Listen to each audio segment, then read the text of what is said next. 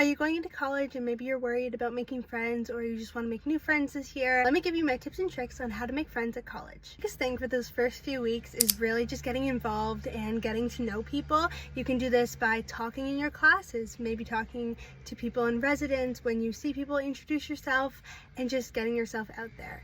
A great option if you're a little bit nervous is going to clubs and going to places where you know a bunch of people are going to be looking to meet new people. Before the school year starts, I really recommend going on social media and looking at the hashtags or your school's Instagram account and going through the followers and following people back, maybe reaching out to people, and you can meet people before you even step foot in the school. There are also lots of different student portals that your school may offer.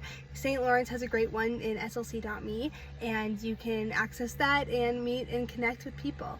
Being friendly can go a really long way. You want to be that outgoing person that people want to hang out with. So put yourself out there, make that first move. It can be scary, but you can do it. If you really want to meet people and you're living in residence, go and knock on people's door and get to know your neighbors or people living on your floor or just within your building. Friendships can take time, and you might notice in those first few weeks people are making friends really quickly, and maybe you feel like you're not making friends as quickly.